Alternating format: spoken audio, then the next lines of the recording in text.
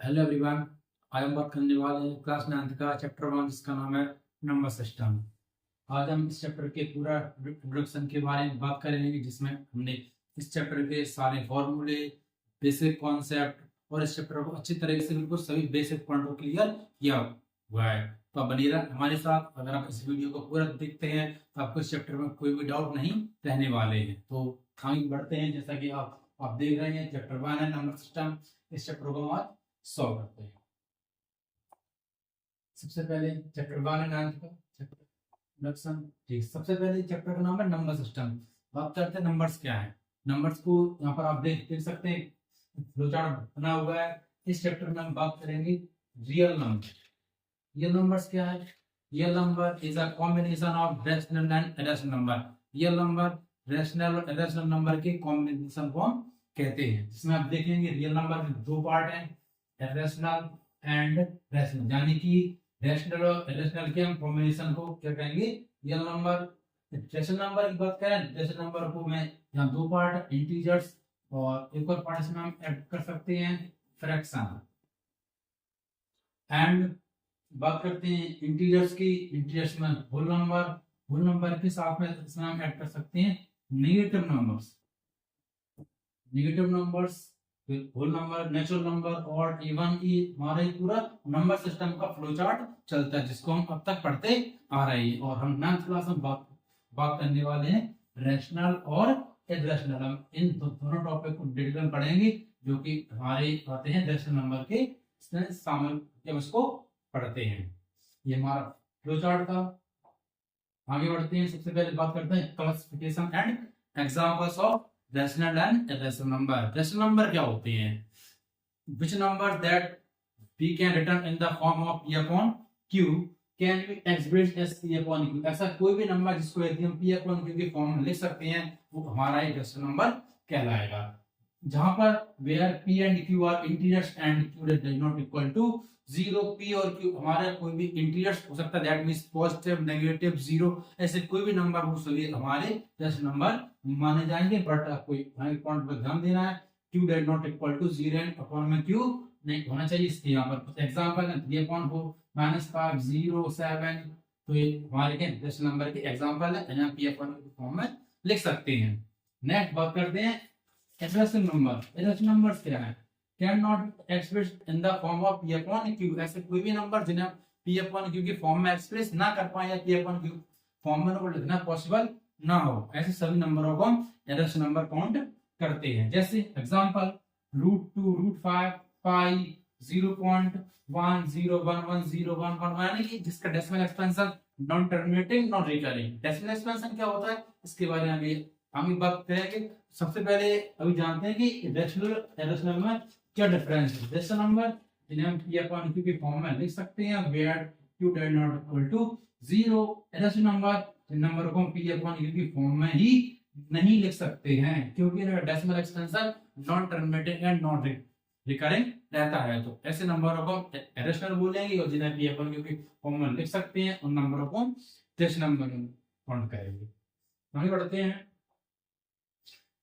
तो rational irrational number को सम, add यानी उनका प्रोडक्ट, डिफरेंशिएशन, डिवीजन को लेकर कुछ स्पेशल रूल्स हैं जो कि आपको यहाँ पर ध्यान देने हैं। क्योंकि जब हम रूट के नंबर हो यानी जिसमें सबसे ध्यान देने वाली बात है इरेशनल नंबर, यानी कि जिन नंबरों पर रूट लगा हुआ है ऐसे नंबरों को हम ऐड, सब्ट्रैक्ट एंड मल्टीप्लाई करते समय किन बातों का हमें बेसिक से ध्यान देना है। तो यहाँ पर हमारा फर्स्ट रूल है rule number 1, sum and difference.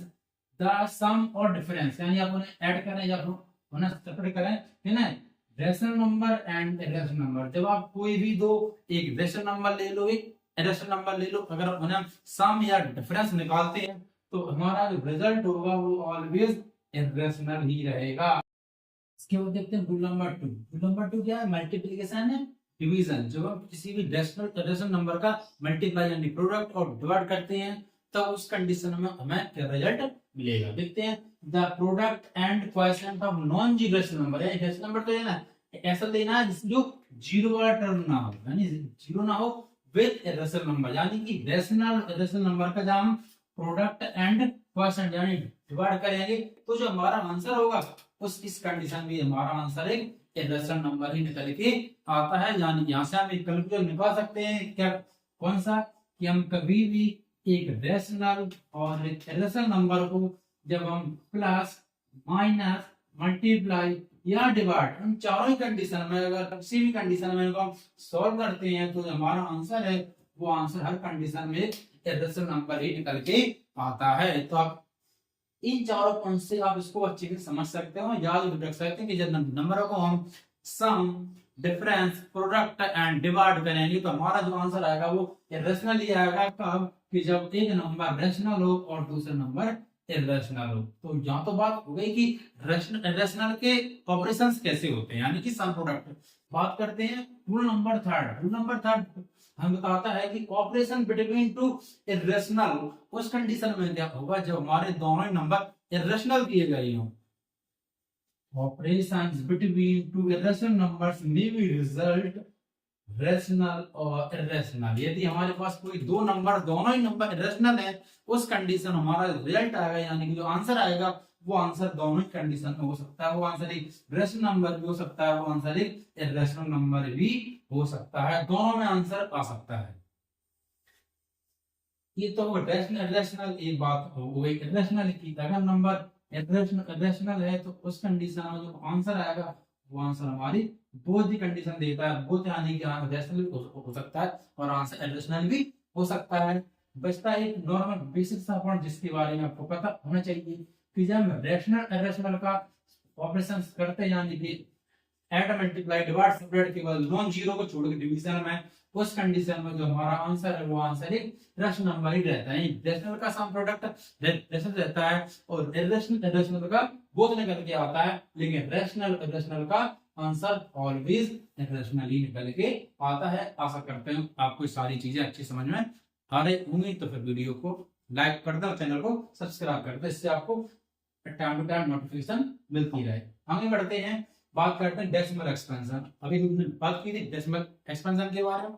Decimal expansion क्या होता है, जब हमारे पास कोई डेसिमल नंबर हो, रेशनल नंबर हो, जब उनको हम डेसिमल फॉर्म में कन्वर्ट करते हैं तो कुछ कंडीशन निकल के आती हैं। कौन सी कंडीशन?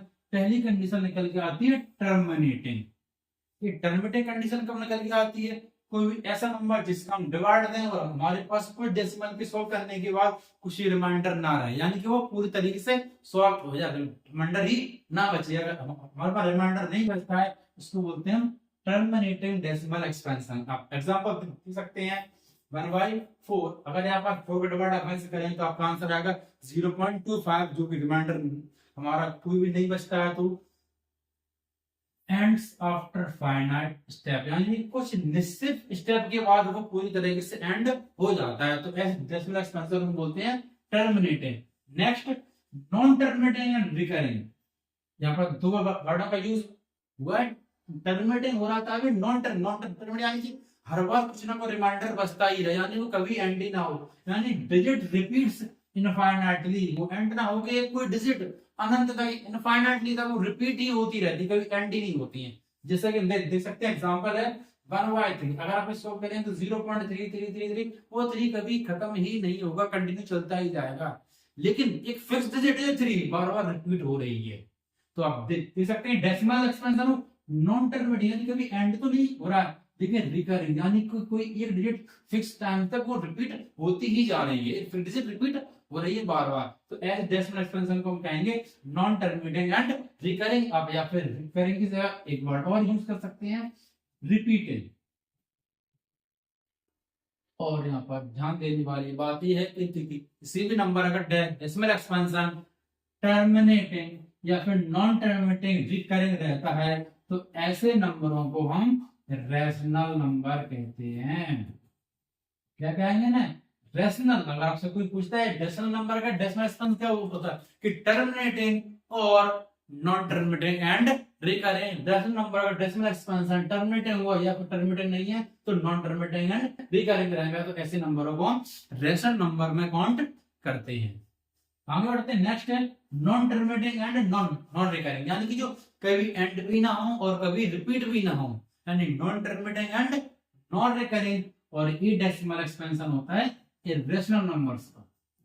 किसका? इरेशनल नंबर, ऐसा कोई भी नंबर जो नंबर इरेशनल है उनका decimal expansion non terminated and non recurring रहने वाला है। क्या लिखा है? नाइदर एंड्स नॉर रिपीट, ना तो कभी एंड होते हैं और ना कभी रिपीट होते हैं। आप एग्जांपल देख सकते हैं, √2 एंड पाई, या फिर अगर डेसिमल फॉर्म में लिखें तो 0.10110110110। ये कंटिन्यू आगे ऐसे चलता जाएगा, कभी एंड नहीं होगा और ये कोई भी फिक्स डिजिट नहीं होगा। हमारा non terminating and non recurring में काउंट किया जाएगा, जिसको हम बोलेंगे इरेशनल नंबर्स। क्लियर हुआ? आगे बढ़ते हैं। Converting recurring decimal to P upon Q. अभी हमने देखा कि हम जो हमारा डेसिमल एक्सपेंशन था नॉन टर्मिनेटिंग, देखा था हमने नॉन टर्मिनेटिंग एंड रिपीटिंग। अगर कोई भी डेसिमल एक्सपेंशन जो non terminating and not recurring हो, उस नंबर को हम पी अपॉन क्यू फॉर्म में कन्वर्ट कर सकते हैं, क्योंकि वो रेशनल नंबर है। रेशनल नंबर तो पी अपॉन क्यू फॉर्म में लिखा जाएगा, लेकिन ऐसे नंबरों को पी अपॉन क्यू में लिखने के लिए एक विशेष नियम का ध्यान रखना पड़ता है, और उसी नियम को यहाँ पर हम समझने वाले हैं। हमारे पास यहाँ पर दो example, example number 1 0.6 bar bracket, example number 2 0.47 bar bracket.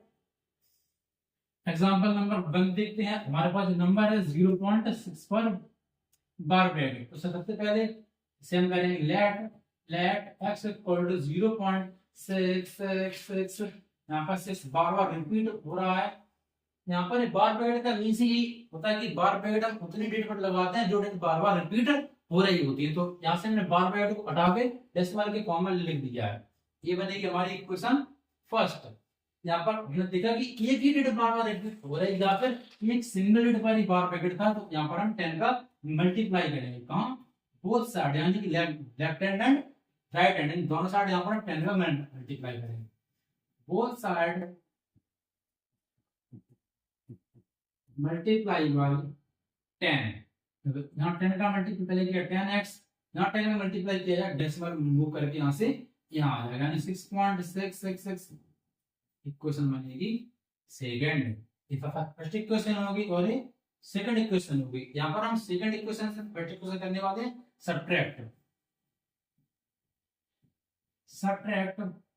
Equation first from equation second equation क्या? 10x से x माइनस करेंगे, यहाँ इसमें से ये माइनस करेंगे, 6.666 माइनस 0.666,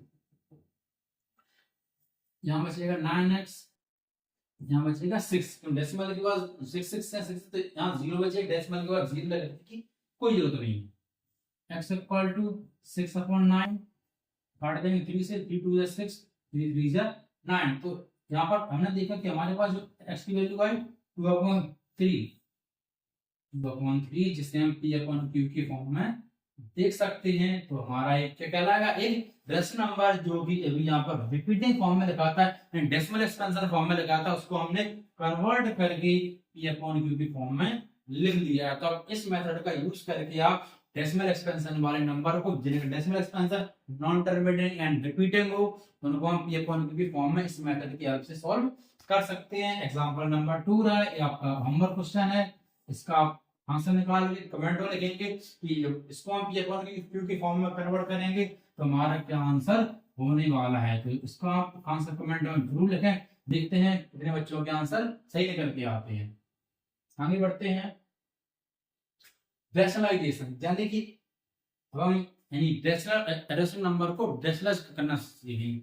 रेशनलाइज में आपको ध्यान देना डिनोमिनेटर, रेशनलाइज इसका होता है डिनोमिनेटर, और रेशनलाइज करना का होता है, इस बात का आपको विशेष ध्यान रखना है कि जब तक अपॉन की वैल्यू रूट के फॉर्म में ना हो, यानी ऊपर कुछ भी हो 1 2 3 4 कुछ भी हो, यानी कि p की वैल्यू कुछ भी हो, लेकिन जो q है, q की वैल्यू रूट में होनी चाहिए। अगर अपॉन में रूट है तो उस अपॉन के रूट को हटाने के लिए हम इन नंबरों को रेशनलाइज करते हैं। रेशनलाइज किसका करना है?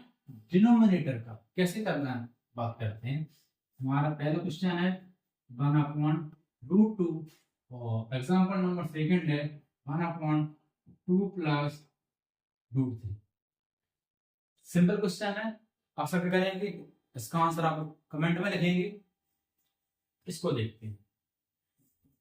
कन्वर्ट करने के लिए हमें इसका क्या लेना है, डिनोमिनेटर क्या है 2 + √3। आप इस डिनोमिनेटर का कंजक्चर चेंज करें, यानी कि 2 माइनस, अगर यहाँ पर प्लस है तो आप इसे माइनस कर देंगे, माइनस तो आप इसे प्लस कर देंगे। जो नंबर आपने ऊपर लिया है वही आप नीचे लेंगे। तो मैंने जो इसका डिनोमिनेटर था उस डिनोमिनेटर का मल्टीप्लाई कर दिया और उसी का डिवाइड कर दिया। इससे होगा क्या, देखते सॉल्व करते हैं।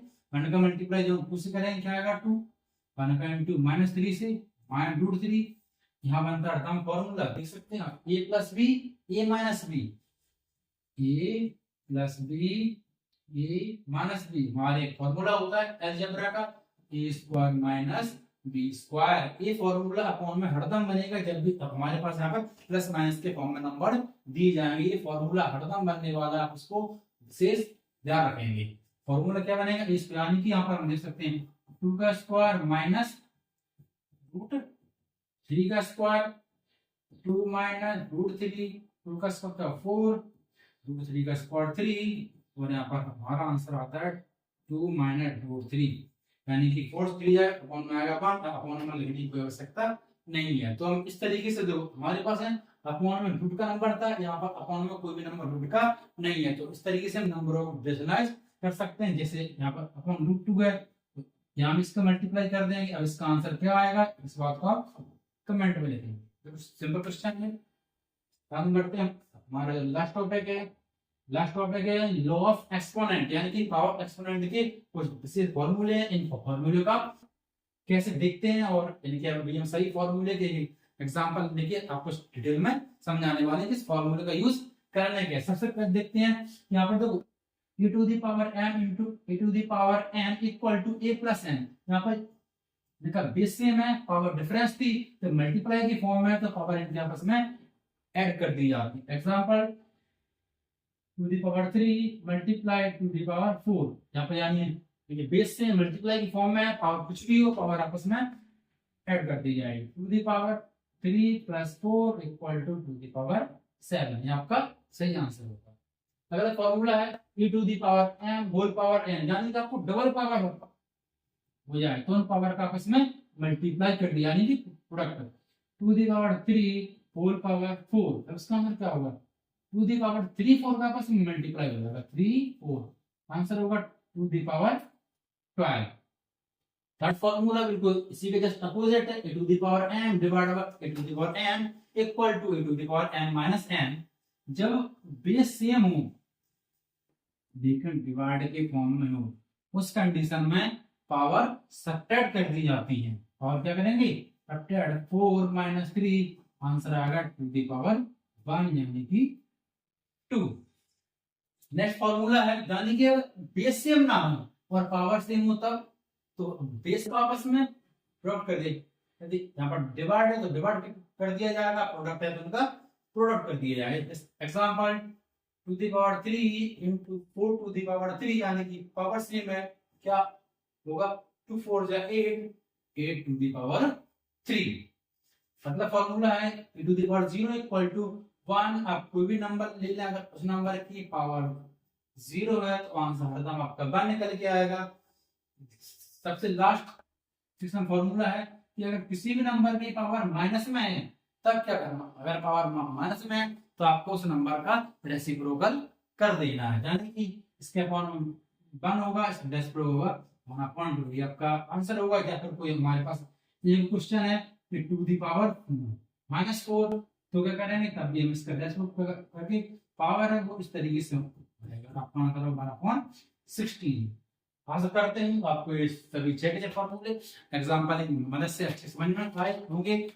अगर आप वीडियो में अभी तक यहाँ तक बने हुए हैं तो आशा करता हूँ कि आपने वीडियो को लाइक कर दिया होगा। अगर नहीं किया तो आप वीडियो को लाइक करें और इस चैनल को सब्सक्राइब कर दें, क्योंकि जो अपनी आने वाली पहली वीडियो होगी वो वहाँ पर हम इस चैप्टर के एक्सरसाइज 1.1 को सॉल्व करने वाले हैं और इस चैप्टर के कुछ इंपोर्टेंट हम एमसीक्यू भी सॉल्व करने वाले हैं। तो आप अगर उन एमसीक्यू की वीडियो या आने वाली एक्सरसाइज की वीडियो चाहते हैं, चैनल सब्सक्राइब करें और वीडियो को लाइक एंड कमेंट करें। Thank you.